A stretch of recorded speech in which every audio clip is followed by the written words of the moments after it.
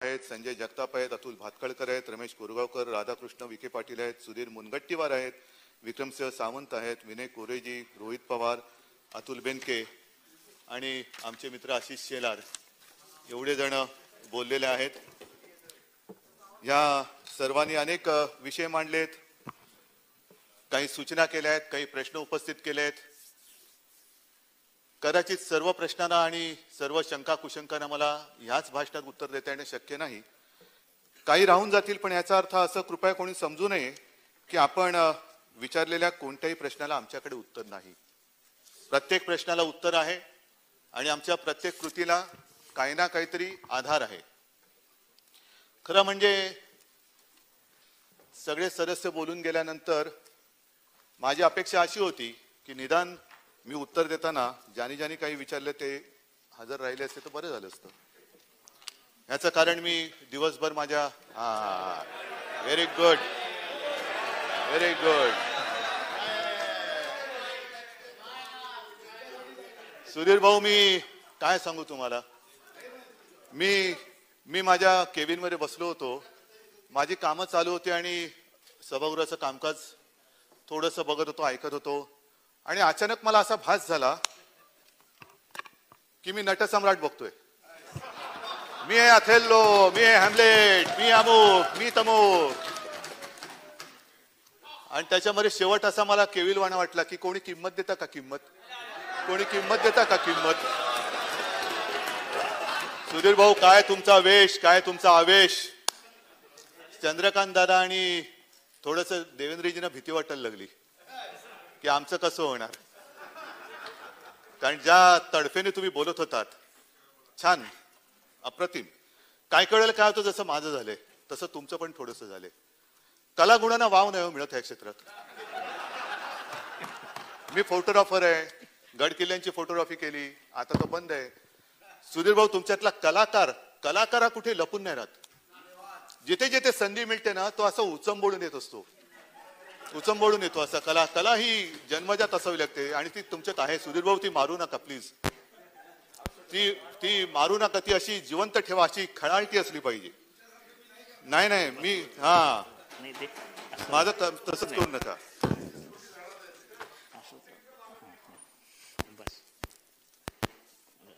राज्यपाल महोदयांचं भाषण आपण सगळ्यांनी ऐकलं, आम्ही ऐकलं अर्थातच. आणि त्याच्यामध्ये मी पहिला प्रथम महामहिम राज्यपाल महोदयांना धन्यवाद देतोय की त्यांनी अत्यंत निपक्षपातीपणाने आणि स्पष्टपणाने या सरकारची जी गेल्या 1 वर्षाची कारकीर्द आहे ती सर्वांसमक्ष ठेवली. आणि हो, मराठीत बोलले, हे नसे थोडके, मराठीत बोलले. ते बोलल्यानंतर त्यांनी जे काही मुद्दे मांडलेत, काही जणांना पचवणं जड जातं. कारण असं काही अनपेक्षित घडलं म्हणजे काय होतं, अनेकदा अचानक पाऊस येतो आणि भिजून जातो आपण. पावसाची अपेक्षा नसते, छत्री नसते.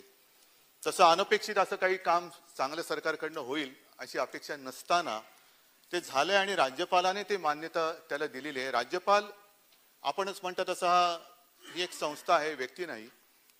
आणि त्या संस्थेने ते मान्य केल्यानंतर त्याच्याबद्दल दुमत असण्याचं काही कारण असतं का म्हणे. सुधीर भाऊ, आपण मी जे काय थोडंसं ऐकलं त्याच्यामध्ये शिवभोजनचा उल्लेख केला की 5 रुपयात थाळी दिली, कसं होणार. दादाने विचारलं तुम्ही खाणार का, आम्ही खाणार का. मी राष्ट्रपतींचं भाषण थोडंसं पाहिलं आणि राष्ट्रपतींनी काय सांगितलं की या करोना काळामध्ये त्यांनी ती जी काय योजना आहे ना, प्रधानमंत्री गरीब कल्याण योजनेत 8 महिन्यांसाठी 80 कोटी लोकांना अतिरिक्त 5 किलो धान्य मोफत दिल्याचा उल्लेख आहे. 80 कोटी लोकांना अतिरिक्त 5 किलो. 8 महिन्यानंतर हे सगळे गरीब श्रीमंत झाले का, की ज्यांना 5 किलो फक्त 8 महिन्यासाठी लागले आणि नंतर अचानक ते श्रीमंत झाले. मग इंधन वाढ झाली तरी चालेल, पेट्रोल वाढ झाली तरी चालेल, गॅस वाढला तरी चालेल, पण गरिबांना गरीब राहता कामा नये. आत्मनिर्भर झालं पाहिजे. गरिबांनी सुद्धा आत्मनिर्भर होण्यासाठी त्यांची कुवत वाढली पाहिजे. म्हणून आम्ही इंधनाची दरवाढ करतोय, आम्ही म्हणून गॅसची दरवाढ करतोय. या गरिबाला सुद्धा कमावून घरच्या घरी अन्नधान्य शिजवता आलं पाहिजे. अहो सुधीर भाऊ, एक गोष्ट मी नम्रपणाने सांगतो की आम्ही 5 रुपयात शिवभोजन थाळी देतोय, 5 रुपयात गरिबाचं पोट भरतोय, भरलेली थाळी देतोय, रिकामी थाळी वाजवत नाही कोरोना घालवायला. काय सांगितलं होतं, 8 बजे थाली बजाव खाली आहे, म्हणजे निदान त्या थाळीचा उपयोग आवाज काढायला आहे एवढं तरी गरिबाला कळलं. वाजवली स्वतःचीच वाजवली थाळी, स्वतःचीच वाजवली थाळी. तर भरलेली थाळी आणि रिकामी थाळी हा सरकारमधला फरक आहे. आणि गरिबांना विचारा, तुला भरलेली थाळी पाहिजे का रिकामी? अहो म्हणजे मला असं वाटलं तेव्हा खरंच, म्हणजे करोनावरती तुम्ही बोललात, सगळेच जण बोलले, त्या करोनावरती बोलताना मी नंतर येतोच.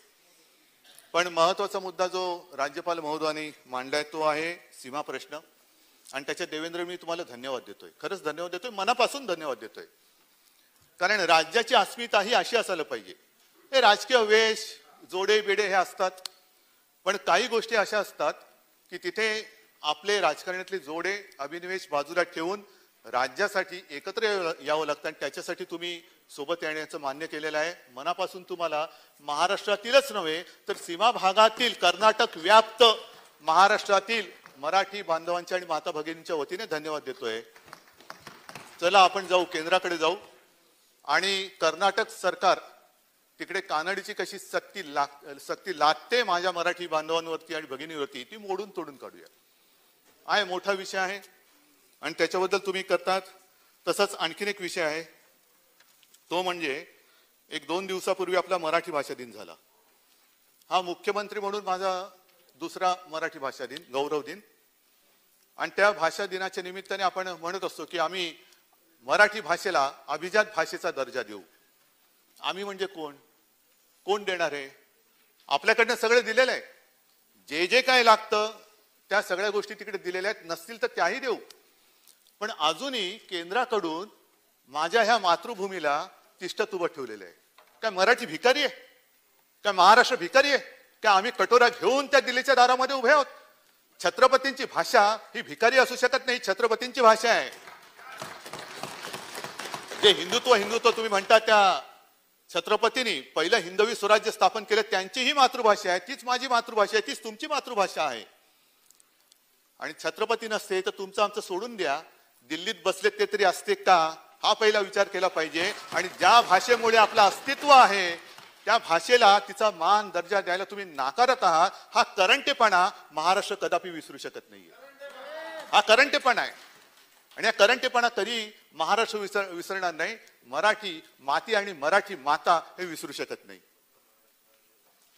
बरेच विषय झालेले आहेत. सीमा भाग झाला, मराठी भाषेचा झाला आणि त्याच्यानंतर आणखीन एक जो विषय तुमचा आमचा सगळ्यांचा जो आहे आवडता, तो म्हणजे सावरकर.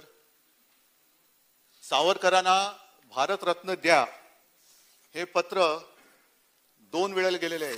देवेंद्रजी आपण मुख्यमंत्री होतात, 20/8/2018 आणि 17/1/2019. कोण देतो भारतरत्न? काय आपली कमिटी आमदारांची करायची, कमिटी आमदारांची, की भारतरत्न कोणाला द्यायचं? भारतरत्न देण्याचा अधिकार हा देशाच्या पंतप्रधानांच्या केंद्रीय समितीला आहे. का दिलं जात नाही? सगळेच तुम्हाला पाहिजेत. वल्लभभाई आमचे, सावरकर आमचे, गांधीजी आमचे, हे ते आमचे. तुम्ही निर्माण काहीच केलं नाही, कोणतेही आदर्श निर्माण नाही केले.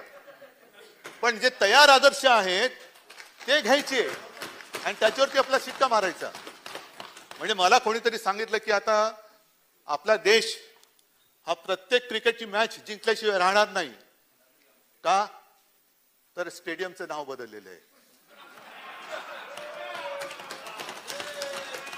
त्याच्यामुळे त्या स्टेडियम मध्ये मॅच घेतल्यानंतर एकही मॅच आपण हरू शकत नाही, असं त्या स्टेडियमचं महात्म्य आहे. वल्लभभाईंचं नाव पुसून टाकता. सावरकरांना भारतरत्न देत नाही आणि आम्हाला शिकवतात संभाजीनगर करा. आम्ही करू ना, संभाजीनगर जरूर करू. पण त्याच्या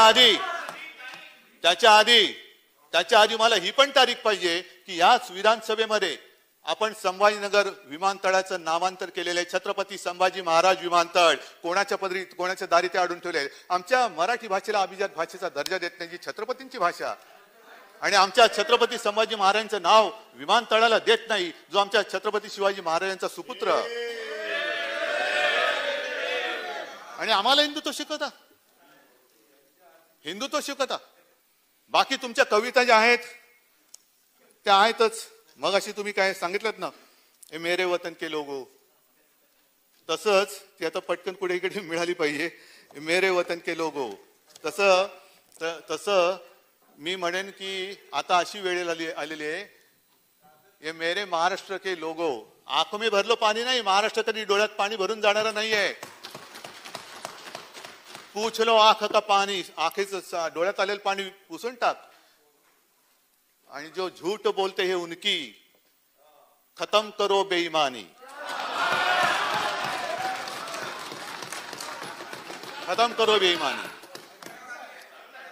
नाही, आम्ही तुमच्याकडनं शिकतो काहीतरी. कारण काय होतंय, तुम्ही जे म्हणालात ना देवेंद्रजी, की भाषणामध्ये यमक हेच त्याचं गमक, एवढं पुरतं नाही, काम करण्याची धमक सुद्धा आमच्यामध्ये आहे. आमच्यात काम करण्याची धमक आहे. आणि कोरोनाबद्दल आपण जे बोललात त्याची माहिती थोडीफार मी देतो. सगळी माहिती आहे ती पण तुम्हाला मी देईन. पण माझ्या या उत्तराला सुरुवात करण्यापूर्वी समर्थ रामदासांच्या 2 ओळी आहेत. मना सर्वथा सत्य सोडू नको रे, मना सर्वथा मिथ्य मांडू नको रे, मना सत्य ते सत्य वाचे वदावे, मना मिथ्य ते मिथ्य सोडूनही द्यावे. कृपा करून मिथ्य आता तरी सोडा. जे काय सत्य आहे त्याचा अंगीकार करा. आणि कोविडचा उल्लेख आपण केलात.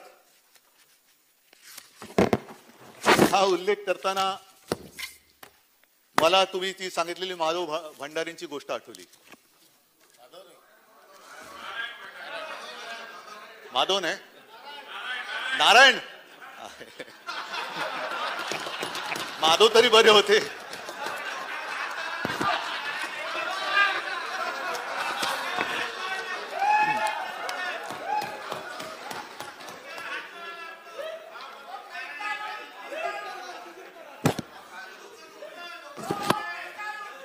नाही, काय माधव की नारायण?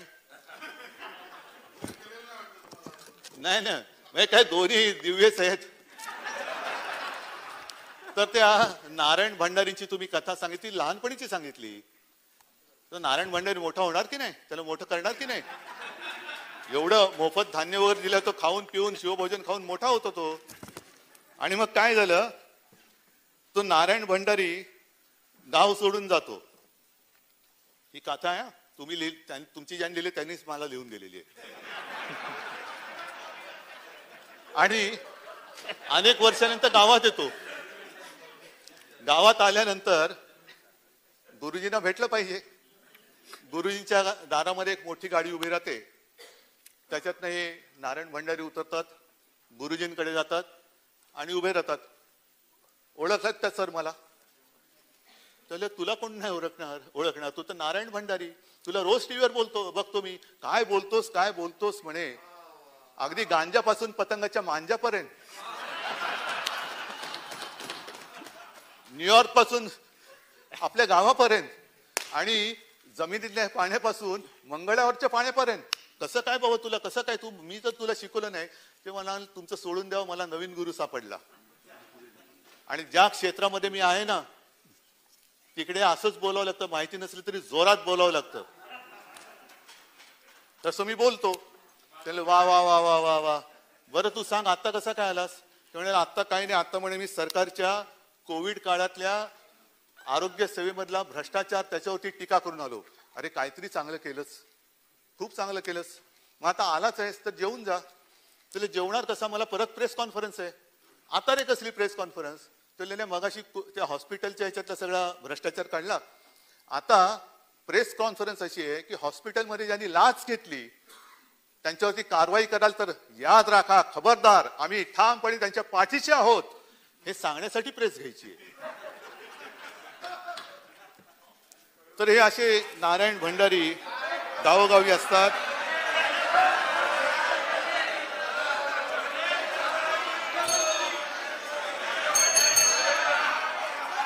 अध्यक्ष महोदय, कोविडच्या काळामध्ये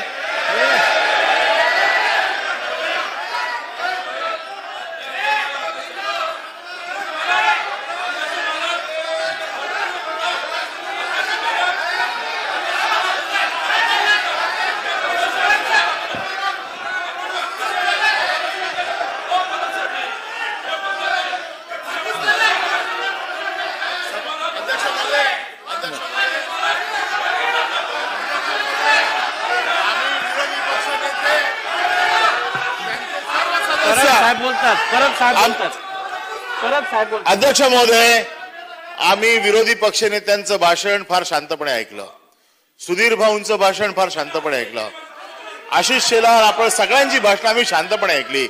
आमच्याकडनं तीच अपेक्षा आहे.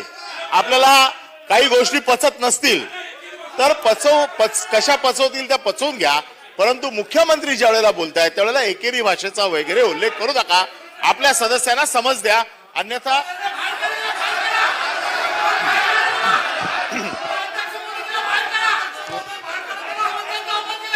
एक मिनिट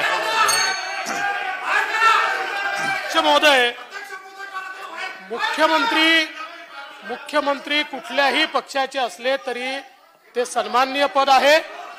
त्यामुळे समजा जर माननीय मुख्यमंत्री महोदयांचा एकेरी उल्लेख झाला असेल तर त्याबद्दल मी दिलगिरी व्यक्त करतो. धन्यवाद. आता एवढं सांगितल्यानंतर मला पुढचं भाषण करणं थोडं अवघड झालं, कारण आपण फेसबुक लाईव्हचा उल्लेख केला. मी माझ्या परीने फेसबुक लाईव्हच्या माध्यमातून आपल्या महाराष्ट्रातील जनतेला धीर देण्याचा प्रयत्न केला, काय करावं काय करू नये हे सांगण्याचा प्रयत्न केला.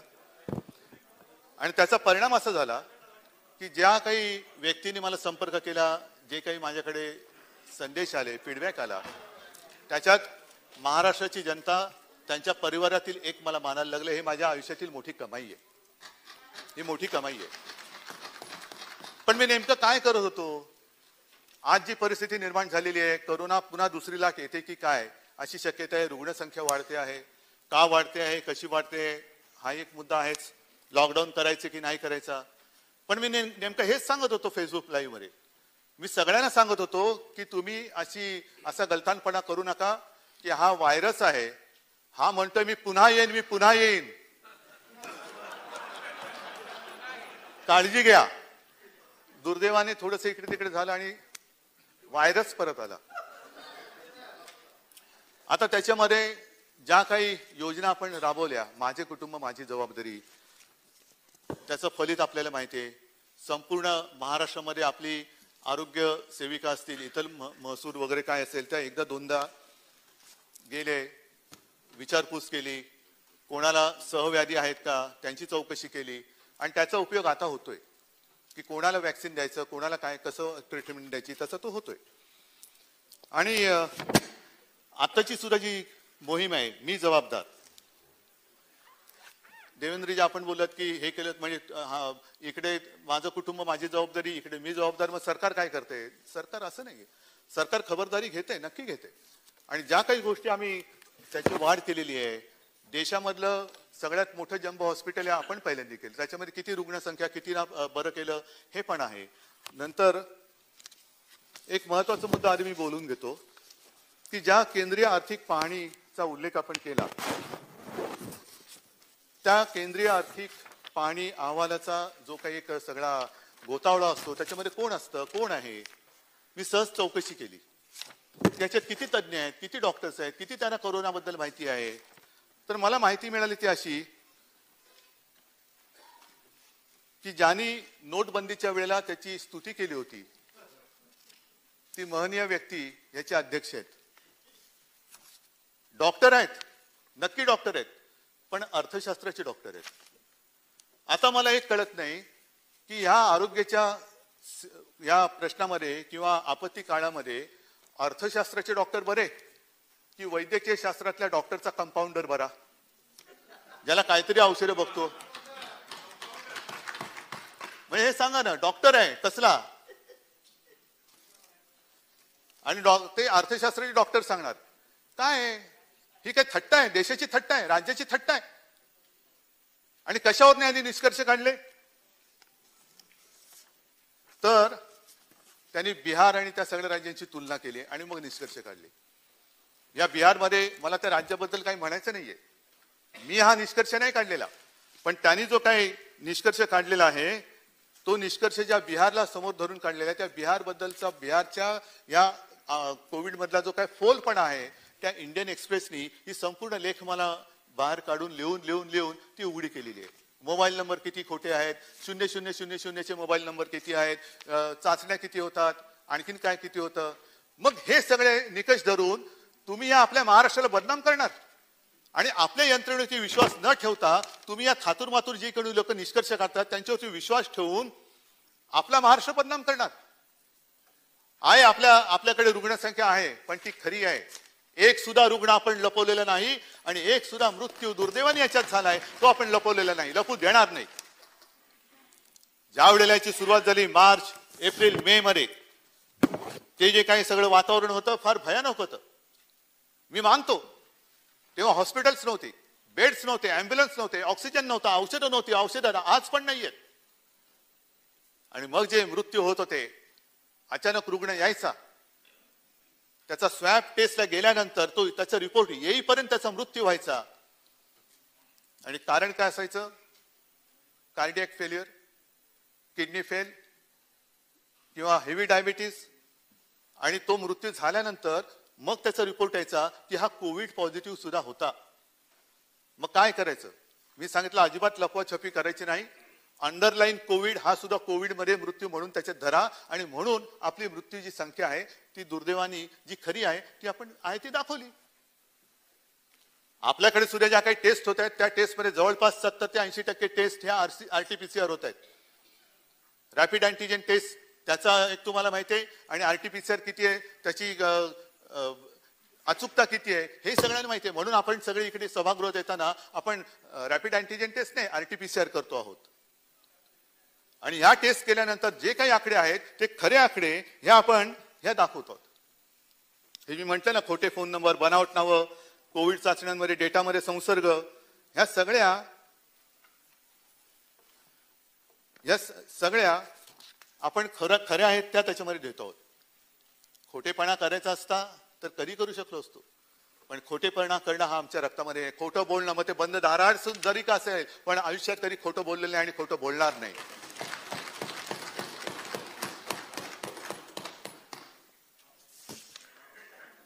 त्याच्यानंतर आजच एक हिंदुस्तान टाइम्स मध्ये, हिंदुस्तान म्हटल्यानंतर त्याच्यावरती तरी विश्वास ठेवा. हिंदुस्तान आहे शब्द, की त्यांनी करोनाला मुंबईत कसे रोखले त्यातले महत्वाचे मुद्दे त्यांनी दिलेले आहेत. मग मुंबईची जीवनवाहिनी उपनगरीय रेल्वे थांबवण्याचा निर्णय, हे एक मी मुद्दामून सांगू इच्छितो की ज्या वेळेला आपल्या पंतप्रधानांनी लॉकडाऊन केला, अचानक लॉकडाऊन केला, मी किमान त्याच्या आधी 8 दिवस सातत्याने तिकडे फोन करत होतो आणि सांगत होतो की तुम्ही एकतर लोकल्स थांबवा, आणखीन परगावी जाणारे जे मजूर आहेत आमचे त्यांना जाण्यासाठी तुम्ही ट्रेन्स द्या, त्याचे पैसे आम्ही देतो. नहीं अभी कैसा करेंगे, अब तो नहीं हो सकता, अब तो ऐसा है, अब तो वैसा है. ठीक आहे. आणि तेव्हाच मी सांगितलं होतं की हे जर का आपण केलं नाही तर कायदा आणि सुव्यवस्थेची गंभीर परिस्थिती निर्माण होऊ शकते. कारण हे जे मजूर आहेत ते मजूर जास्त काळ आता या इकडे थांबतील असं काही शक्यता नाहीये. पण तेव्हा नाही करायला दिलं. आणि जेव्हा लॉकडाऊन केला गेला, जेव्हा वाहतूक थांबवण्याची, रहदारी थांबवण्याची गरज होती, तेव्हा उघडं करून टाकलं. काय हालत झाली होती त्यांची? तांडेच्या तांडे नुसते निघाले होते आपल्या गावाकडे. लाखो लोक निघाल्यानंतर सुद्धा त्यांच्यावरती आपण कुठली जुलूम जबरदस्ती नाही केली. ते जिथे जिथे जातील तिथे तिथे त्यांच्या छावण्या उभारून त्यांना जवळपास 1 महिनाभर दिवसाचं 3 वेळेचं मोफत अन्न आपण दिलं होतं. त्यांच्याकडे डॉक्टर सुद्धा आपण ठेवले होते. तर हे काम आपण केलं नाही. कशाला? काही व्हिडिओ सुद्धा प्रसिद्ध झाले होते की आपल्या राज्यातून परराज्यात गेलेले मजूर जथेच्या जथे होते आणि ते चिडलेले होते. ते सांगत होते यांच्यापेक्षा इकडे आम्हाला कोणी विचारतच नाही. उत्तर प्रदेशमध्ये गेले, बिहारमध्ये गेले आणि तिथले ते सांगत होते की आम्हाला इथे विचारत नाही, याच्यापेक्षा आमच्या महाराष्ट्रामध्ये आमची काळजी जास्त चांगल्या पद्धतीने घेतली गेली होती. हे गोरगरीब बोलतायत सुधीर भाऊ, गोरगरीब बोलतायत, आम्ही नाही. पाठ थोपटून घ्यायला सुद्धा आधी काम करणारी छाती असावी लागते. आणि आमच्याकडे तुम्ही कोविडचा हिशोब विचारताय, जरूर विचारा. पण एक नम्रपणाने सांगू इच्छितो की ज्या वेळेला महाराष्ट्रातल्या जनतेसाठी कोविडमध्ये काही उपाययोजना कराव्या लागतात, सेवा सुविधा देण्यासाठी आपण अर्थसंकलन सुरू केलं, तेव्हा मला थोडीशी लाज वाटते की आपल्या सगळ्यांचा फंड हा महाराष्ट्रासाठी न येता दिल्लीकडे गेला. मुख्यमंत्री मदत निधी, मला नकोय मदत निधी. माझ्यासाठी माझ्या माता पित्यांचे आणि जनता जनार्दनांचे आशीर्वाद, पूर्वजांची पुण्य माझ्यासाठी आहे. ज्यांनी ज्यांनी दिला त्यांना धन्यवाद आहोत. बरे ठीक आहे, ज्यांनी दिला त्यांच्यासाठी धन्यवाद आहे. पण महत्वाचा मुद्दा पुढे आहे. इथे जसं तुम्ही पोल खोल करता आहात, जी नाहीच आहे, कारण अजून पोलला वेळ आहे, निवडणुकीला वेळ आहे अजून. पण ज्या प्रधानमंत्री तो जो काय फंड आहे, पीएम केअर काय म्हणतात त्याला, त्याचा हिशोब कोण मांडणार, कोण देणार? त्याचा हिशोब विचारायचा नाही. ते उत्तर द्यायला बांधील नाहीत, कारण ते महनीय व्यक्ती आहे. त्यांच्याकडचा फंड हा तुमच्या चौकशीच्या फेऱ्यात येत नाही. काय वाटेल तितका आपटा तुम्ही, किती वाटेल ते बोंबला, तुम्हाला उत्तर देणार नाही. एकतर प्रश्न विचारण्याची कोणामध्ये हिंमत सुद्धा नाहीये, कारण जर विचारलात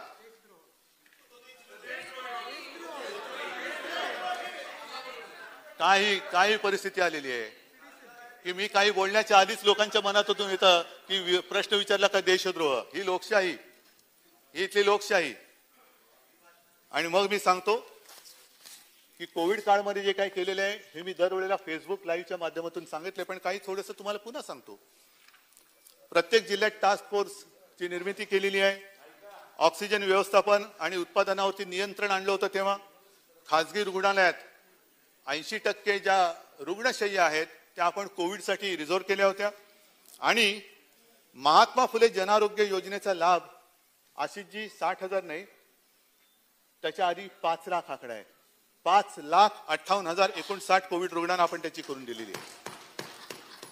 टेस्टची संख्या म्हणजे जेव्हा हे संकट आलं तेव्हा आपल्या राज्यामध्ये फक्त 2 किंवा 3 टेस्ट लॅब होत्या. एक आपल्या कस्तुरबामध्ये, एक पुण्याला आणि कदाचित मला वाटतं एक नागपूरला असेल.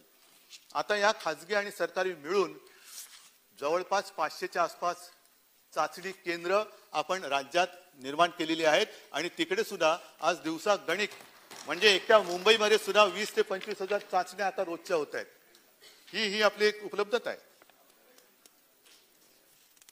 ही उपलब्धता आहे.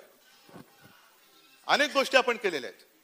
याच्यामध्ये आणखीन एक महत्वाचा मुद्दा जो असतो की डायलिसिस काय, हा एक मोठा प्रश्न होता. कारण येणारा रुग्ण आज सुद्धा हॉस्पिटलमध्ये रुग्ण आल्यानंतर तो कोविड आहे का नॉन कोविड फार कठीण असतं, परंतु त्याला उपचार ताबडतोबीने सुरू करावे लागतात. मग डायलिसिसचा प्रश्न होता आणि त्या डायलिसिस साठी सुद्धा आपण मुंबईमध्ये जवळपास 150च्या आसपास ही केंद्र आणि त्या सोयी सुविधा आपण करून दिलेल्या आहे. खूप आपण केलेले आहे. मला वाटतं हे सुद्धा मी आपल्याकडे नंतर पाठवून देतो, नक्की देतो, कारण बोलण्यासारखं बरंच आहे.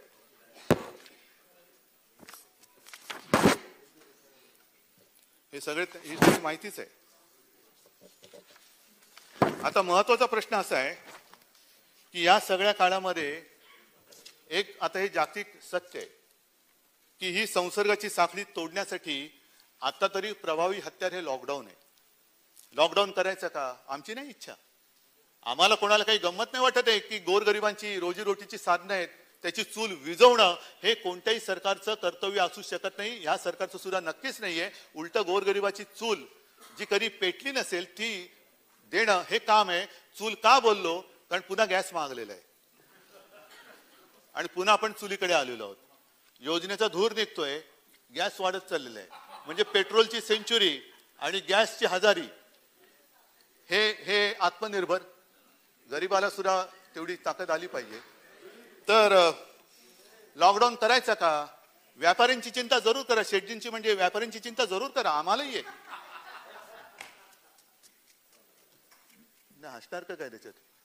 जे आहे ते आहे. पर्यायी शब्द व्यापाऱ्याला शेटजी आहे तर शेटजी आणि आम्हालाही, कारण ते जर नसतील तर अर्थचक्र नाही चालणार. अर्थचक्र चालवायचं असेल तर व्यापारी पाहिजेत, कामगार पाहिजे, शेतकरी पाहिजेत, सगळे पाहिजेत, तरच हे चालू शकतं. पण लॉकडाऊन करण्यापेक्षा तोही आमचा प्रयत्न आहे. आरोग्य सुविधा का नाही वाढवत? आपण आरोग्य सुविधा वाढवतो, परंतु UK मध्ये अजूनही लॉकडाऊन असेल. जर्मनीमध्ये केला, इस्रायलमध्ये केला, इटलीमध्ये केला, ऑस्ट्रेलियात करतात. काय त्यांची आरोग्य व्यवस्था ही आपल्या अमरावतीपेक्षा कमी आहे? अमरावती पेक्षा ब्रिटनची आरोग्य व्यवस्था कमी आहे का, की म्हणून त्यांनी तिकडे लॉकडाऊन केला, म्हणून जर्मनीने केला, म्हणून आणखीन कोणी केला, का अमेरिकेने केला? अमेरिकेची तर हालत लॉकडाऊन नाही केला, नशीब त्या अबकी बार मोदी ट्रम्प सरकार कोणी ऐकलं नाही, तर आणखीन वाट लागली असती. तर हे करोनाचं सगळं हे संकट, त्याचा मुकाबला आपण करतो आहे. आणि मी जबाबदार, ही जी काही एक ती मोहीम आहे, ती मी जबाबदार विशेषतः सगळं हे उघडा ते उघडा ते उघडा ते उघडा असं जे म्हणतात ना, त्यांच्यासाठी आहे आणि आपल्या स्वतःसाठी सुद्धा आहे. मी सुरक्षित तर माझं कुटुंब सुरक्षित, नको सुरक्षित तर नका नका घालू मास्क. पण मला असं नाही म्हणता येणार, मला माझ्या राज्याच्या जनतेची काळजी आहे. आणि म्हणून मी सांगितलं की जरी कोणी मला विलन खलनायक ठरवलं तरी चालेल, पण मी माझ्या राज्याच्या जनतेच्या जीवाची आणि सगळ्या हिताची काळजी घेणार म्हणजे घेणारच. कोणी मला वाईट म्हटलं, मला परवा नाही त्याची, मला नाही परवा. कारण मी माझ्या राज्याशी बांधलेलं आहे, मी माझ्या माता भगिनीशी बांधलेलं आहे आणि त्यांची सुरक्षा, त्यांच्या आरोग्याची व्यवस्था हे आमच्या सरकारचं काम आहे, ते करणार मी. पण कसला अभ्यास नाही, काही नाही. आणि कोणत्या तरी एका वर्गासाठी तुम्ही संपूर्ण गावाला, संपूर्ण राज्याला धोक्यात घालणार असाल, तर जे असे कोणी करतील ना, त्यांना सुद्धा त्यांच्यावरती गुन्हा दाखल करून तुरुंगात टाकल्याशिवाय राहणार नाही. कारण मला तुमच्या त्या राजकारणापेक्षा मला माझ्या जनतेचा जीव जास्त प्यार आहे. आणि कृपा करून हे जे संकट आहे, कृपा करून हे जे संकट आहे, या संकटाची खेळ कोणी करू नका. माझी सगळ्यांना विनंती आहे, अगदी आमच्याकडच्या सगळ्यांना सुद्धा आणि आपल्याकडच्या सगळ्यांना सुद्धा. कारण करोना सत्ताधारी पक्ष आणि विरोधी पक्ष हा ओळखत नाही. इतर राज्यामध्ये काही मंत्री दुर्दैवाने मृत्युमुखी पडलेत, काही आमदार, काही खासदार मृत्युमुखी पडलेले आहेत. हा व्हायरस कोणाला ओळखत नाही. आणि हा ओळखत नसल्यामुळे कृपा करून निदान इकडे तरी या सगळ्याची थट्टा करू नका. माझे कुटुंब, माझी जबाबदारी, थट्टा करा ना. कोणाची थट्टा करताय? मी जबाबदार, करा ना. माझी थट्टा करताय, जरूर करा, पण जनतेच्या जीवाची खेळ करू नका. हे एवढंच माझं नम्रपणाने तुम्हाला सांगणं आहे. आणि म्हणून मला असं वाटतं की हा जो कोविडचा जो विषय आहे, हा अत्यंत गांभीर्याने आपण सगळ्यांनी मिळून केला पाहिजे. ठीक आहे, गेल्या काळामध्ये काही अनुभव आपल्याला आले, काही चुका आमच्याकडनं झाल्या असतील, काही तुमच्याकडनं झाल्या असतील, पण आपण सगळे मिळून ह्या चुकांची पुनरावृत्ती आता होता कामा नये. जर एखाद्या ठिकाणी गर्दी झाली असेल, दुर्दैवाची झाली असेल, ती झाली, पण आता ह्याच्या पुढे किमान काही दिवस तरी ही लाट अजूनही आपण थोपवतो आहोत, अजूनही थोपवतो आहोत. आणि कालच दिल्लीची एक टीम आपल्याकडे येऊन गेली. मी स्वतः त्यांच्याशी बोललो आणि त्यांना मी विचारलं की आम्ही काही कुठे कमी पडतोय का, हे कृपा करून मला सांगा. आणि त्यांनी सांगितलं की बिलकुल नाही, फक्त एक लक्षात घ्या की ही तुमची यंत्रणा थोडीशी थकलेली आहे. साहजिकच आहे, 8-10 महिने थकलेली आहे. जेव्हा लॉकडाऊन होता तेव्हा थोडीशी गोष्ट सोपी होती, सगळी लोक घरामध्ये होती, तेव्हा त्यांच्या घराघरामध्ये जाऊन चौकशी करणे सोपं होतं. पण आता पुन्हा चौकशी करायला गेल्यानंतर ते कुटुंबाच्या कुटुंब बाहेर फिरत असतं, काम करत असतं, रोजीरोटीसाठी फिरत असतं. आणि तेव्हा आपली लोक जाऊन जर का तिकडे चौकशी करतील तर त्या चौकशीला अर्थ नसतो. कारण आज जरी एखाद्याची टेस्ट केली आणि ती निगेटिव्ह आली, तर याचा अर्थ असा नाही की उद्या परवा तेरवा किंवा 4-5 दिवसांनी तो पॉझिटिव्ह होणारच नाही. आणि म्हणून मला असं वाटतं की लॉकडाऊन टाळायचं असेल तर जी आपली त्रिसूत्री आहे ती म्हणजे मास्क घालणं, हात धुणं आणि अंतर पाळणं, हे ह्याला दुसरा पर्याय नाही. अगदी वॅक्सिन घेतल्यानंतर सुद्धा हे पाळावं लागतंय, हे सुद्धा जागतिक सत्य आहे. लस आता कालपासून सुरुवात झालेली आहे. आपण पाहिलं असाल, सुरुवातीला असं वाटत होतं की लस घ्यायला लोक भीत आहेत, पण घाबरत नाहीत, लोक येत आहेत. काल परवापासून सुरुवात झाल्यानंतर आपल्या इकडे सुद्धा गोंधळ झाला. का झाला? तर ते जे ऍप आहे त्या ऍपमध्ये जरा प्रॉब्लेम झाला. मी लगेच केंद्रावरती टीका नाही करणार. आज सुरुवातीला असे विषय होतात, चुकांमधनं चुका करून जो काम करतो तो चूक करतो आणि जो चूक करतो तो पुढे काम करतो. आणि म्हणून मला असं वाटतं की लगेच बघा त्यांनी ऍप कसं होतं तेच कोलमडलं म्हणून झालं नाही. त्या ऍपमध्ये प्रॉब्लेम झाला हे सत्य आहे, पण ह्याच्यामध्ये मी केंद्रावरती टीका करणार नाही. कारण केंद्राची मदत ह्याच्यात मला पाहिजे, आपल्याला सगळ्यांना पाहिजे. आणि त्याच्यात सुधारणा करून आता आणखीन एक गोष्ट चांगली केली की मुंबईसाठी, आता राज्यामध्ये सुद्धा करू, आपण विनंती केली की ही जी लसीकरणाची केंद्र आहेत ती मोजकी न ठेवता प्रायव्हेट हॉस्पिटल जी मोठी ज्यांची ही क्षमता आहे त्यांना ती परवानगी द्या. आणि त्याच्यासाठी त्यांना काल रात्री मला वाटतं जवळपास 29 मुंबईतल्या हॉस्पिटल्सना परवानगी दिलेली आहे. ही मागणी आपण करतो आहोत. वॅक्सिनेशन जास्तीत जास्त करण्याचा, लवकरात लवकर करण्याचा आपला प्रयत्न आहे आणि त्याच्यामध्ये यश येईल ही मला खात्री आहे.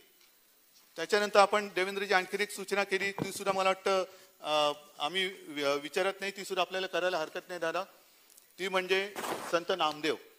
जरूर त्यांचं सुद्धा स्मरण झालंच पाहिजे आणि त्यांचं सुद्धा नाव किंबहुना एकदा तर मला असं वाटतं की असं इकडे येऊन बोलण्यापेक्षा आपण एकत्र बसून आपल्या राज्याची जी काही अनमोल रत्न आहेत, मग त्याच्यामध्ये महिला असतील, पुरुष असतील, हे काढू ना आपण.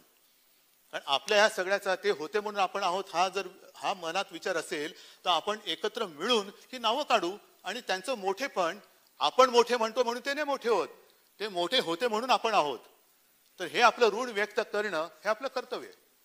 पण संत नामदेवांचा उल्लेख केल्यानंतर आणखीन एक गोष्ट मला नक्की सांगावीशी वाटते की संत नामदेव महाराष्ट्रातील मराठी मातीचा पुत्र, पंजाबात जाऊन त्यांनी काम केलं, शेतकऱ्यांसाठी सुद्धा काम केलं.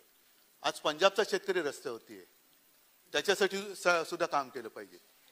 आपल्याकडच्या शेतकऱ्यांची काळजी आपण वाहिलीच पाहिजे, आपल्याकडच्या शेतकऱ्यांची काळजी वाहिलीच पाहिजे. विजेबद्दलचा काल निर्णय आम्ही सांगितलेलाच आहे, पण जे शेतकरी तिकडे आंदोलनासाठी बसलेले आहेत त्यांची वीज कापली जाते, त्यांचे शौचालय तोडली जात आहेत.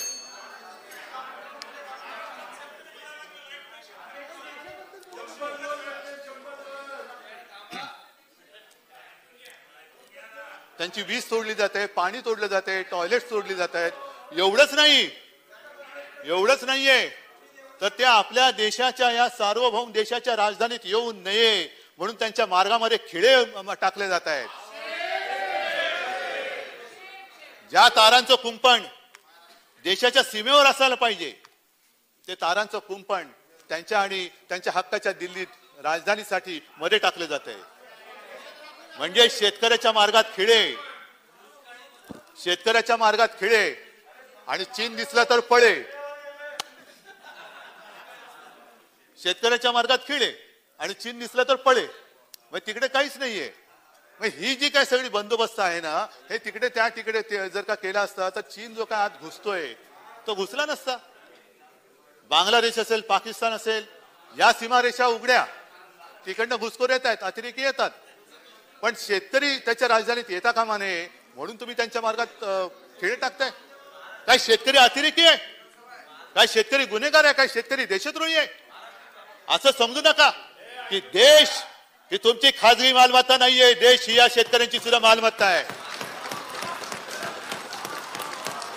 कदाचित नाही ऐका पुढचं, कदाचित शिवसेना तर स्वातंत्र्य लढ्यात नव्हती, पण तुमची सुद्धा मातृसंस्था आहे, ती सुद्धा स्वातंत्र्य लढ्यामध्ये कधी नव्हती. म्हणून नुसतं भारत माता की जय बोललो तर देशप्रेम सिद्ध होत नाही. सत्ता मिळाल्यानंतर देशातील नागरिकांना आणि देशातील जनतेला जर न्याय देत नसाल, शेतकऱ्यांना जर तुम्ही आजच्या रस्त्यावरती ताटकळत ठेवत असाल तर भारत माता की जय बोलण्याचा अधिकार तुम्हाला नाही आहे. महाराष्ट्रातील शेतकऱ्यांचा आमच्यावरती विश्वास आहे आणि म्हणून सांगतो की देश म्हणजे तुमची खाजगी मालमत्ता नाही आणि महाराष्ट्र तर तुमचे नक्कीच नाहीये.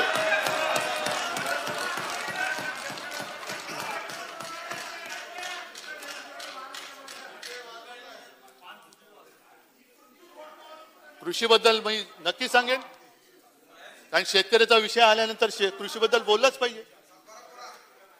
विकेल ते पिकेल, पिकेल ते विकेल नाही, जे विकेल ते पिकेल म्हणजे ज्याला बाजारपेठ आहे. माझा थोडासा वेगळा दृष्टिकोन आहे, सरकारचा दृष्टिकोन थोडा वेगळा आहे.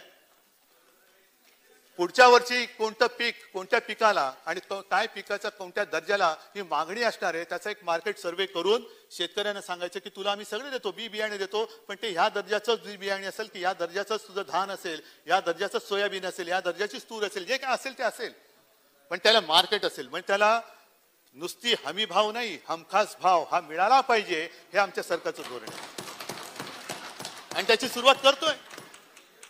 एका वर्षामध्ये काही जसं गेले 6 वर्ष शेतकरी वाट बघतोय आमदनी दुगणी हो जाएगी, झालंच नाही, होतच नाहीये.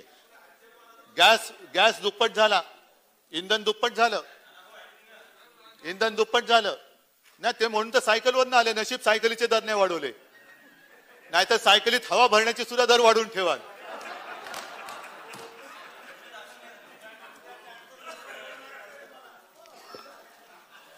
आणि आणि आपण देवेंद्रजी सांगितलं ती योजना ही एक चांगली योजना आहे बाळासाहेबांच्या नावाने आम्ही जी केलेली आहे.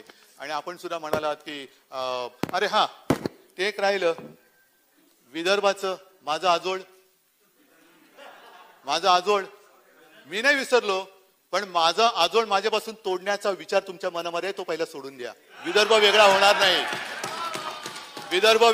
नाही, मी तो होऊ देणार नाही. विदर्भाला आम्ही सोबत ठेवून महाराष्ट्राचा एकत्रित विकास केल्याशिवाय राहणार नाही. फक्त विदर्भाचं कणव आणायचं, माझ्या आजोळाची आठवण द्यायची, माझा आजोळ माझ्यापासून तोडू नका. आता ही बाळासाहेबांच्या नावाने जी कृषी योजना आम्ही काढलेली आहे, कृषी व्यवसाय योजना, त्याच्यासाठी आपण साधारणतः 2100 कोटी रुपयाची गुंतवणूक आहे आणि त्याच्यामध्ये राज्याचा हिस्सा 560 कोटीचा आहे. चालू वर्षी आपण साधारणतः 10.5 कोटी दिलेला आहे. 11,334 संस्थांनी ऑनलाईन प्रणालीवरती याची नोंदणी केलेली आहे. म्हणजे आता सुरुवात झालेली आहे. एकदम असं काही नाहीये की बी पेरल्या लगेच झाड येतं आणि त्याला आंबे लागतात. बी पेरलंय त्याला खत पाणी घालतोय. सुधीर भाऊ, मी तुमचं मगाचपासून खरंच कौतुक करत होतो की तुमच्यातले जे काही कलागुण आहेत ना, तुम्हाला 5 वर्ष झाडाचे खड्डे पाडायला लावले, हे मला खरंच दुर्दैव वाटतं. तुम्ही आपले झाडं खणत बसलात, खड्डे खणत बसलात आणि झाडं लावत बसलात. खरोखर एवढा हा चांगला माणूस, म्हणजे चंद्रकांत दादाने टेन्शन आलं, देवेंद्रजींचं पद माहिती नाही कारण त्यांची कदाचित. या निमित्ताने एक गोष्ट अशी की तुम्ही बाळासाहेबांची वेळोवेळी आठवण काढलीत, त्याच्याबद्दल मी आभारी आहे की अजून निदान त्यांना तरी विसरला नाहीत. नाही विसरला नसाल ना तर त्यांचं हिंदुत्व लक्षात ठेवा. ते शेंडी जानवेचं हिंदुत्व नव्हतं. अरे काय सांगताय, एक सांगतो तुम्हाला, बाळासाहेब ज्या आक्रमकतेने उभे राहायचे ना, ती आक्रमकता बाबरी पाडल्यानंतर माझं हे नाही, देवेंद्रजी म्हणाले की येरा गबाळेचं काम नव्हे, तेव्हा येरे गबाळे पडून गेले होते, बाळासाहेब एकटे उभे राहिले होते.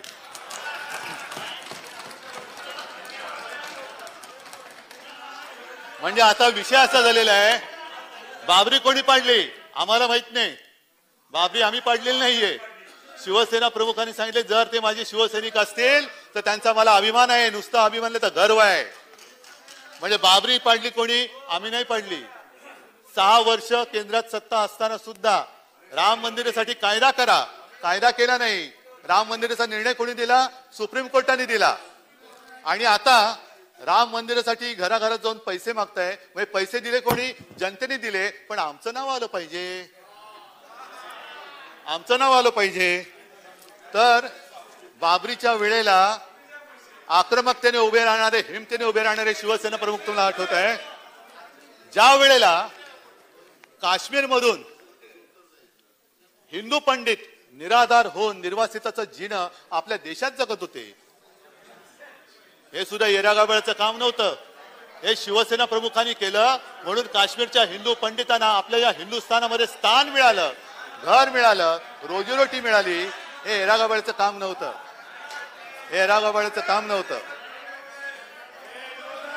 कोणतीच सत्ता बाळासाहेबांकडे नव्हती. पण आमचं हिंदुत्व तुम्ही जागवत असताना तुम्ही फुटीरतावाद्यांबरोबर काश्मीरमध्ये सत्ता स्थापली. कुठे गेलो होतं तुम्हाला तुमचं हिंदुत्व? अफजल गुरुला सुद्धा ते काय हुतात्मा बित्वात्मा म्हणत होते, ते तुम्हाला चालतं. त्यांच्या मांडीला मांडी लावत असताना काय हिंदुत्व तुमचं भ्रष्ट झालं नव्हतं? आम्हाला शिकवता हिंदुत्व.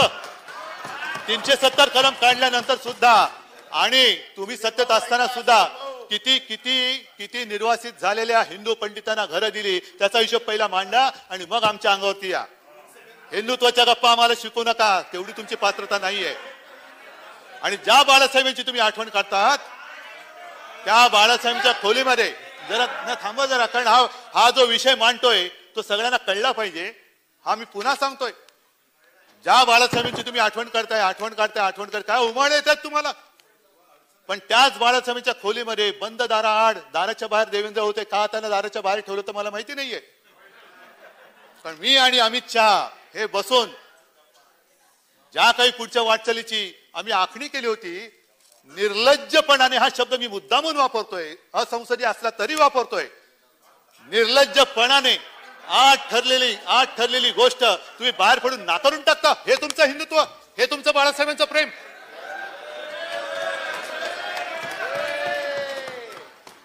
ज्या खोलीला आम्ही खोली नाही मानत, ती खोली ही आमच्यासाठी मंदिर आहे. आणि निदान मला असं वाटलं होतं, कारण पहिले तुम्ही आम्हाला फसवलं होतच. 2014 साली युती तुम्ही तोडली होती. तेव्हाही आम्ही हिंदू होतो, आजही हिंदू आहोत आणि उद्याही हिंदू आहोत. हिंदू म्हणूनच मी मरणार आहे. तुमची कोणाशी युती कराल कल्पना नाही मला. हो, ते पण बघतो. अहो, शर्जील उस्मानी उत्तर प्रदेश मध्ये घाण आहे, ती आमच्याकडची नाहीये. आणि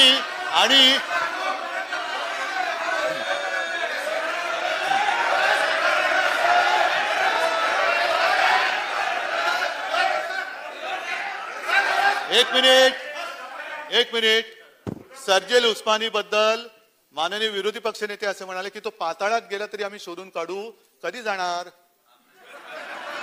पाताळात नाही, त्याला शोधायला जाताय. पण ही जी घाण आहे, नुसतं जरा थांबावं एक मिनिट. उत्तर प्रदेशमध्ये नुसतं राम मंदिर बांधून नाही चालणार. पाया जर का असा ठिसूळ असेल आणि तिकडे देशद्रोही पिलावळाशी जन्म घेत असेल आणि तिचं पालन पोषण उत्तर प्रदेशमध्ये होत असेल तर उगाच तुम्ही आमच्या अंगावरती येऊ नका. शर्जील उस्मानीला अटक केल्याशिवाय आम्ही राहणार नाही, हा आमचा निर्धार आहे. आणि त्याच्यासाठी उत्तर प्रदेशने आम्हाला मदत करावी. हे पाया ठिसूळ आणि राम मंदिर बांधताय, काय अर्थ नाही त्याला.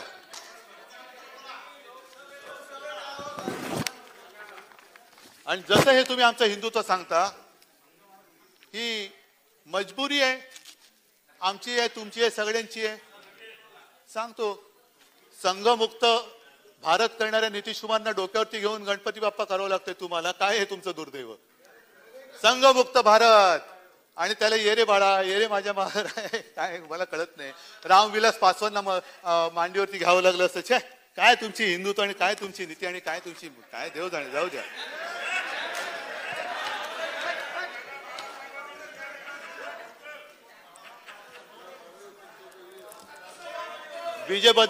विजेबद्दलचं धोरण आम्ही जाहीर केलेलंच आहे. त्याच्यानंतर शेतकऱ्यांना दिवसा वीज देण्यासाठी सुद्धा आम्ही सौर पंप, कृषी पंप ही योजना मोठ्या प्रमाणावरती राबवणार आहोत. मोठ्या प्रमाणावरती. आणि ही वीज आहे ना, विजेबद्दल सुद्धा बोलण्यासारखं खूप आहे. केवळ राज्यापुरतंच नाही, केंद्राचं पण आहे. त्याच्यामुळे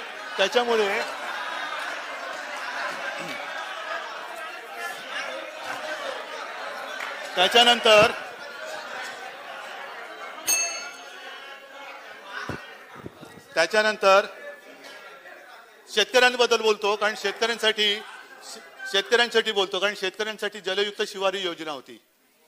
आणि त्या योजनेबद्दल त्या सीएजीने काय ताशेरे मारले ते पण सांगतो तुम्हाला.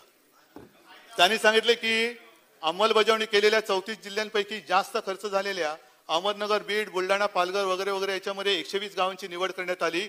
1128 कामांचे अभिलेख तसेच अंमलबजावणी तपासण्यात आली. त्याच्यात 120 गावांच्या आराखड्यामध्ये अंदाजित अफवाह पेक्षा कमी साठवण कारण नमूद नाही. गाव आराखडा मंजूर करण्याआधी जिल्हास्तरीय समितीने कुठलेही स्पष्टीकरण मागितले नाही. 83 गावामध्ये गाव आराखड्यामध्ये दर्शविल्याप्रमाणे साठवण क्षमता पुरेशी नव्हती वगैरे वगैरे वगैरे आहे. अनधिकृत बोरवेलचं आहे. त्याच्यानंतर हे आहे, हे तुमचं जलयुक्त शिवार आणि हे तुमचं शेतकरी प्रेम. हो, तेच विचारून सांगतोय.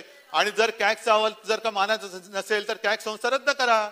आपण शेवटी असं आहे की महाराष्ट्राला बदनाम करणारा आर्थिक पाहणी निकष तो कोण, कुठला डॉक्टर बसल्या अर्थशास्त्र ज्याला औषधाशी देणं घेणं नाही, आजारी पडल्याशिवाय त्याचा अहवाल आपण मानतो. आता आरे थोडस बोलतो, कारण मगाशी आरे राजीव असं सगळं बघितलं, म्हटलं अरे रे, हे त्याच्यातच अडकले.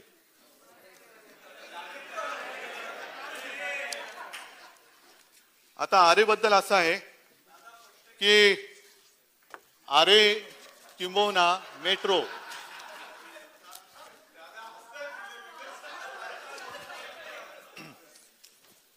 त्यांच्या नावाने तुम्ही पण हसून घ्या. हा तेच म्हणजे त्यांना हसतात ते निमित्तानं तुमच्याही मनातलं बाहेर पडतंय, कारण मी बघत होतो तुमचे चेहरे गंभीर होते, तुम्हाला पटत नव्हतं हे काय चाललेलं. आता मेट्रो 3 जो आहे, या मेट्रो 3चा खर्च आधुनिक कारशेड नाहीये, कारण ती थांबवलेली आहे, फिनिशिंग नाही, स्टेबलिंग लाईन नाही, तरी त्या लाईनचा खर्च वाढलेला आहे. बरोबर ना एकनाथजी? किती? 10,000 कोटी. म्हणजे आपण जे म्हणता की नवीन कारशेड करताना त्याचा कोटी एवढा 1000 कोटी वाढेल, हे याला कुठेही स्थगिती दिलेली नाही, याला काही केलेलं नाहीये, पण त्याची किंमत 10,000 कोटींनी वाढलेली आहे. कशी वाढली? देऊन टाकायची मंजुरी अशी का काही बघायचं खोलात जाऊन? 10,000 कोटींनी वाढली. आम्ही काही नाही केलेलं. ही फाईल आता आलेली आहे आणि तिकडनं विचारणं होते की हे तुम्हाला मान्य आहे का. म्हणजे आणखीन कर्जावरती कर्ज घेत जायचं. खर्च कसा वाढतोय? त्या खर्च करण्याच्या आधी त्या टेंडर बिंडरमध्ये या काही गोष्टी नमूद नव्हत्या, पण या सगळ्या गोष्टी होत आहेत. आणि त्याच्यामध्ये आणखीन एक गोष्ट की लाईन 6चे टेंडर काढलं पण डेपोचाच पत्ता नाही. म्हणजे काय माहितीये का? कालवे आहेत पण धरणाचाच पत्ता नाही. कालवे काढले पण धरणं कुठे? धरणं नाही माहित. धरणं बघू नंतर कधी, कालवे काढावं. आणि कांजूरची जी जागा आहे, या कांजूरच्या जागेबद्दल मी नम्रपणाने सांगू इच्छितो की हा कोणी प्रतिष्ठेचा किंवा इगोचा विषय करू नये. आरएची जी कारशेड आहे, ही कारशेड देवेंद्रजी पुन्हा सांगतो, जो काही रिपोर्ट आहे त्याच्याप्रमाणे काही वर्ष ती अपुरी पडणार आणि त्याच्यानंतर पुन्हा 4A ह्याच्यासाठी कारशेड करण्याची गरज लागणार आहे. मग आम्ही काय म्हणतो की हे सगळं असं इकडे तिकडे करण्यापेक्षा सगळं एकत्रित करूया. 3ची करूया, 4ची करूया, 4A ची करूया आणि तिकडे कांजूरच्या तिकडे कांजूरची केल्यानंतर ही जी कनेक्टिव्हिटी आहे ती थेट कल्याण, डोंबिवली, अंबरनाथ पर्यंत वाढते, तिथपर्यंत वाढते. म्हणजे आरे आपलं तो सुरक्षित राहते. कारण तिथे काही पर्यावरणवाद्यांनी वगैरे आक्षेप घेतला, कारण सगळ्यांना माहिती आहे, ते काय मला पुन्हा सांगण्याची आवश्यकता नाहीये.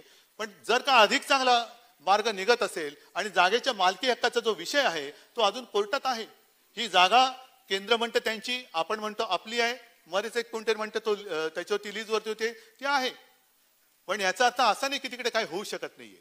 तिकडे होणार, नक्की होणार. आणि त्याच्यासाठी सुद्धा जसं सीमा प्रश्नासाठी तुम्ही एकत्र येतात, मराठी भाषेसाठी आहात, तसं याच्यासाठी येऊन करू ना. काहीतरी आपण राज्याला देऊ, काहीतरी या मुंबईला देऊ. पर्यायी जी जागा आहे ती पहाडी गोरेगाव, तिकडे ती खाजगी जागा आहे. ही जी जागा आहे ती सरकारची जागा आहे. केंद्र म्हणतं त्यांची, आम्ही म्हणतो आमची. ठीक आहे, पण जर मेट्रो हा प्रकल्प दोन्ही सरकारचा मिळून असेल तर तुझं माझं कशाला? तुझं माझं खेचाखेच कशाला करतोय? आपण एकत्र बसूया आणि तो एकत्र बसून हा मार्ग काढला तर हा विषय सुटू शकतो. आणि त्याच्यामध्ये खर्चाचे सुद्धा जे काय तुम्ही आकडे म्हणतायत तेवढा मोठा काय आगडबंब खर्च होत नाहीये. आणि जो काय खर्च होत आहे, पण सुविधा ही पुढच्या 50-100 वर्षासाठी कित्येक पटीत लोकसंख्या जी त्याच्यात कव्हर करतोय आपण, थेट अंबरनाथ, बदलापूर पर्यंत आणि तिथून मग आपल्या कुलाबाई पर्यंतची जी काही कनेक्टिव्हिटी आहे ती मिळते. म्हणून माझी हात जोडून नम्र विनंती आहे की इकडे कृपा करून राजकारण करू नका. आपल्याला तुम्ही काय आम्ही काय पहिले एकत्र होतो, कदाचित पुढे आपण सगळे एकत्र येऊ आणि त्याच्यानंतर मग आपल्याला मेट्रोला आपण एकत्र गेलो तर किती मोठं होईल. हा एक मुद्दा आहे जो मी मुद्दा म्हणून आपल्याला सांगू इच्छित होतो. आणि नंतर गुंतवणुकीमध्ये सुद्धा थोडेसे आकडे असे आहेत की त्याच्यात पटकन कळत नाही नक्की काय झालेलं आहे. कागदावर दिसतंय की गुजरात आपल्यापेक्षा पुढे आहे. गुजरात जावं, सगळी राज्य जावीत, पण त्यांनी गेले म्हणून काय मी मागे राहावं असं त्याचा अर्थ नाहीये. मी नीती आयोगाच्या बैठकीमध्ये सुद्धा हेच सांगितलं होतं की प्रधानमंत्रीजी एक काहीतरी धोरण ठरवा. एखादा उद्योग आमच्याकडे यावा म्हणून आम्ही तुला हे फुकट देऊ, ते फुकट देऊ, विजेत सवलत देऊ, ह्याच्यात ते देऊ, मग आम्ही हे देतो, मग पलीकडचे म्हणतील तुला जागा फुकट नाही, मी तुला त्याच्यावरती आणखीन पैसे देतो. ही स्पर्धा आहे ना, ही स्पर्धा खड्ड्यात घालणारी स्पर्धा आहे. म्हणून ही जी काय आकडेवारी आहे, गुजरातमध्ये जुलै 2020 ते सप्टेंबर 2020 या काळात 1,16,511 कोटी रुपयांची गुंतवणूक झाल्याचे दिसतं. नक्की दिसतं, झाले. पण प्रत्यक्षात काय आहे, प्रत्यक्षामध्ये काही कंपन्यांचे शेअर त्यांनी घेतलेले आहेत. ही थेट गुंतवणूक नाहीये, शेअरची गुंतवणूक आहे. आपल्याकडे थेट गुंतवणूक झालेली आहे. जे काही सामंजस्य करार झालेले आहेत ते करार हे थेट झालेले आहेत आणि त्यांची गुंतवणूक ही थेट आपल्या राज्यामध्ये आलेली आहे. ही अशी म्हणजे आभासी गुंतवणूक नाहीये, ही प्रत्यक्ष गुंतवणूक आहे. आणि या बाबतीत तरी निदान जे आहे ते आपण मान्य करायला काय हरकत आहे. माझं तर उलटा आणखीन असं म्हणणे की ठीक आहे चला आज उद्या परवा त्याच्यानंतरचा पुढचा काही काळ आपणही नसू, आणखीन कोणतरी पुढची पिढी असेल, त्याच्या पुढची पिढी असेल, पण आपण आपल्याला जी काय संधी आपल्या नशिबाने म्हणा, आपल्या कर्तृत्वाने म्हणा ही मिळालेली आहे, त्या संधीचा फायदा आपण राज्याला का करून द्यायचा नाही? वाभाडे काढा ना, जिथे आम्ही चुकतो जरूर वाभाडे काढा, पण ते वाभाडे काढताना महाराष्ट्राची बदनामी करू नका. महाराष्ट्राची जर का बदनामी कराल तर मग हे पाप आपण कुठे फेडू शकणार नाही. महाराष्ट्राची पुढची पिढी जी आहे ती आपल्याला आपलं कौतुक करेल का आपल्याला शिव्याशाप देईल? आणि म्हणून मला असं वाटतं आपल्याला काय असेल ते आपण बसून एकत्र ठरवू शकतो. तुमच्याकडनं जर का कोणी आणखीन उद्योजक येत असतील, कारण तुम्ही काल सत्तेमध्ये होतात, उपरवाले आपले साथ आहे, मग त्यांची मदत घेऊन जर का काही गुंतवणूक आपल्याकडे येत असेल तर तेही करायला काही हरकत नाही. आणि म्हणून मला असं वाटतं ह्या सगळ्या गोष्टीचा आपण विचार केल्यानंतर आपण, मी बाकीच्या मुद्द्यात काही जात नाहीये की केंद्राकडनं किती मदत मिळाली. आपण जे सुधीर भाऊ सांगितलं ही आकडेवारी तुमच्याकडे एक आहे, माझ्याकडे एक आहे, जी काय आहे ती आहे. प्रत्यक्षात आहे ना, माझ्याकडे पण आहे. अहो पिशव्या मी बाहेर ठेवल्यात, पण माल मसाला आत आणलाय. हो ठेवतो ना, माझ्यावरती आहेच. म्हणून तुम्ही मला खोटं बोललं तरी माझ्यावरती विश्वास आहे. येस, तर येस, आभारी आहोत. आणि म्हणून मला असं वाटतं की जसं मी मगाशी आपण शिवभोजनचा उल्लेख केल्यानंतर ही काय आपली पाठ थोपटून घेण्याची योजना आहे का? पाठ नाही थोपटून घ्यायची, पण निदान त्याचं पोट भरण्याची तरी योजना आहे ना. हे तर आपण योजना आहे आणि ते देऊ ना, ठीक आहे ना. या काही गोष्टी तुम्ही चांगल्या सूचना जरूर द्या. सगळ्या त्यांना कोणालाही आपण चांगलं जे असेल दर्जाप्रमाणे सगळीकडे देऊ. मात्र काय होतं की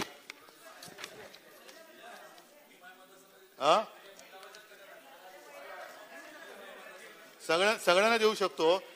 काय होतं की केंद्र सरकारच्या काही योजना आहेत, मी टीका म्हणून नाही, पण जसं तुम्ही आमच्या योजनेचे वाभाडे काढले तसं केंद्राने सुद्धा म्हटलं होतं आजचे दिन आएंगे. हे गेल्या विधान सभागृहात मी काढलेले, आता काय पुन्हा उघडत नाहीये.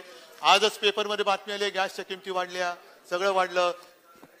लोकांना खोटं बोलून एकदा सत्ता येऊ शकते, लाट येऊ शकते, पण ती लाट टिकवणं फार गरजेचं असतं. सत्ता आणणं, विजय मिळवणं हे कठीण आहेच, पण विजय टिकवणं हे फार कठीण आहे. म्हणजे ते कठीण जसं आपल्याला आहे तसं जे सत्तेवर आहेत ते पंतप्रधान किंवा काही सगळ्यांना आहे. आणि म्हणून एक विंदा करंदीकरांची कविता आहे, ही लाट आहे. ऐका हो सुधीर भाऊ, तुमच्यासाठी मी कविता शोधून आणतो आणि तुम्ही नाही ऐकत, काय असं चालेल? बरं ठीक आहे, ही विंदा करंदीकरांची कविता आहे. ही लाट आहे तोवरी खुशाल तू गाजून घे, गाजण्याला अर्थ कितीचा ते जरा समजून घे. हे अशिक्षित रांगडे प्रश्न पुसती भाबडे, पुसतात हे थोडे नसे ते जरा समजून घे. म्हणजे कोणी प्रश्न विचारला तर तो देशद्रोहीच असेल असं नाहीये.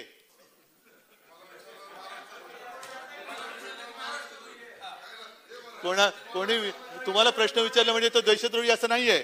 ते हे अशिक्षित रांगडे आहेत विचारणार. कारण का ते विचारतात तर शतकानुशतके झाली पिळवणूक ज्यांची या इथे, सुटल्यास त्यांची सभ्यता ते जरा समजून घे. हे दिल्लीत सगळं जे त्या आसपास चालले त्याची सभ्यता का सुटते तर त्यांची पिळवणूक चाललेली आहे, म्हणून ते जरा समजून घे. म्हणूनच ते जरा समजून घ्या. म्हणून ते पण आम्ही समजून घेतोय, त्या यौवनासह येतसे हा आग्रही उत्साही, अतिरेक थोडा व्हायचा ते जरा समजून घे. आणखीन पुढचं आहे ते फार कदाचित कोणाला लागू पडते कल्पना नाही. तुम्हाला नाहीच लागत, ज्यांचं असेल त्यांना न आपुले आवडे, त्यांना न आपुले आवडे, त्यांच्या रुचेना आपणा बीज प्रगतीचे विरोधी ते जरा समजून घे. प्रेमाप्रमाणे राग सुद्धा माणसानं जोडतो. हे लक्षात घ्या. मानवातील गूढ नाते बंद दाराआड ते जरा समजून घे. टाळ झडती तेवढ्याने मानू